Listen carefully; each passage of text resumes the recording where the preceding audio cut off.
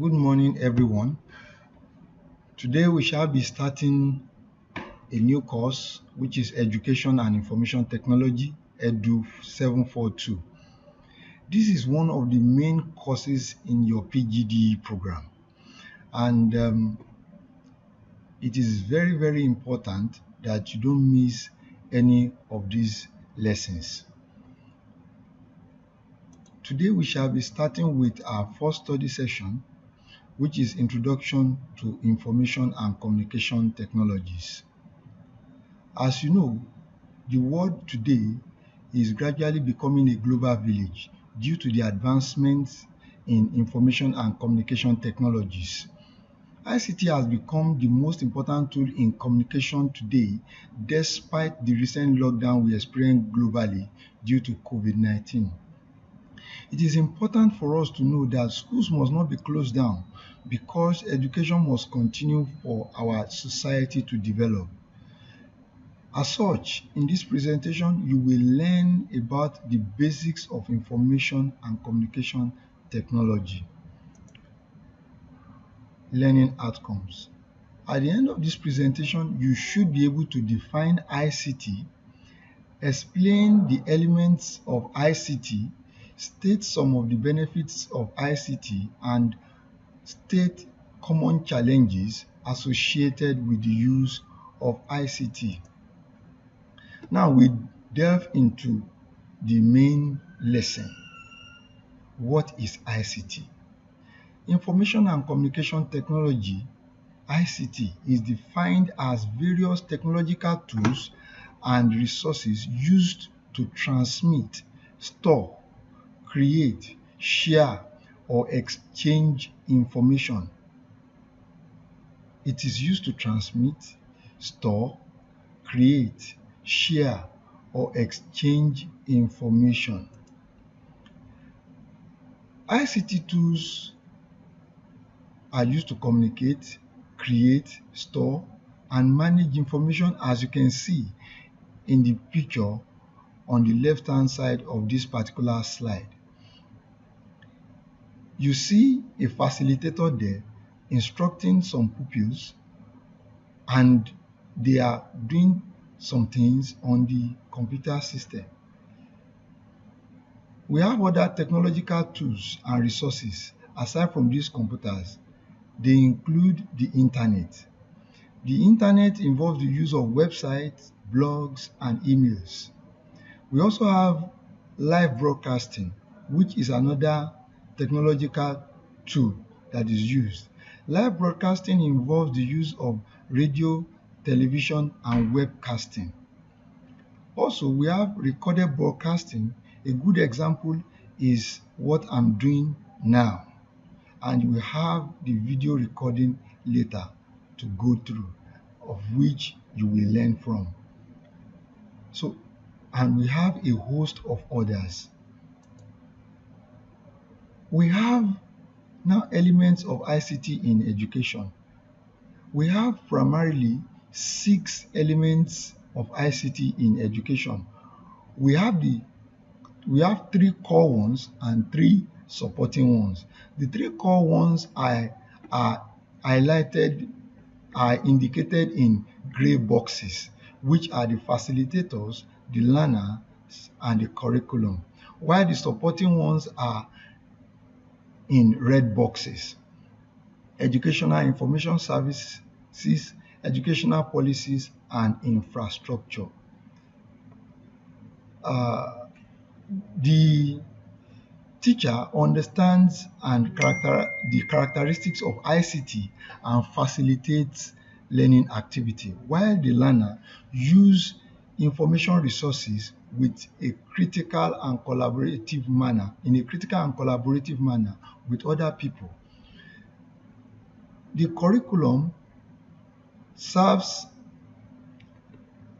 provides the national standardized educational object, content, and assessment with the use of ICT. The supporting ones, which are the educational policy, provides the various laws, budget, institution for fostering ICT in education. Education information service provide a network service system for helping communication between the facilitator and learner, and assist in the utilization of educational content. And finally, the infrastructure are the computers, the facilities, computer facilities, and all other resources that are used in the teaching learning process. What are the benefits of ICT? Broadly speaking, the benefits of ICT can be categorized into three: to the individual, to the society, and to education, which is most important to us in this course. To the individual, it helps in the development of new and innovative ways to interact. It also helps to complete tasks easily and accurately. It helps us to complete our tasks effectively and efficiently. The use of technology makes our activities to be done at a faster rate, and it reduces the chances of making errors. And to the society, it enhances the technology literacy of its users and thus develop the society. It provides faster access to information and aggravates discrepancies between the richly informed and the poorly informed, which means that it closes the gap between those that are living in urban areas and rural areas like villages. So you might be living in a remote area and still have access to quality education that can be obtained in the city, as well as interact with the same system that you have in the city. And to education, it makes the learning more learner-centered. Learners are actively involved in this process. It provides more information about the subject matter, and these informations are readily available through various channels of ICT. Then learners are motivated because it is easy and colorful and self-explanatory, very easy to understand. The resources that we channel through ICT in learning are very, very easy to understand. It contains pictures, it contains video illustrations that makes it very, very easy for the learner to comprehend. It also aids better content delivery. As beneficial as ICT is to education, it comes with its challenges. One of the major challenges faced in ICT, particularly in developing countries, is the inadequacy of ICT facilities and gadgets. Also, inadequate qualified facilitators also affect the effective use of ICT. Number three, inadequate educational resources and content also plague the effective use of ICT gadgets. We also have sustainability issues as well as ineffective education reform.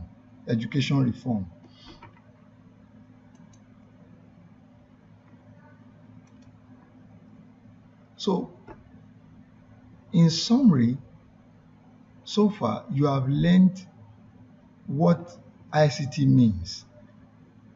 We said ICT are tools that are used to communicate, create, disseminate, store, and manage information.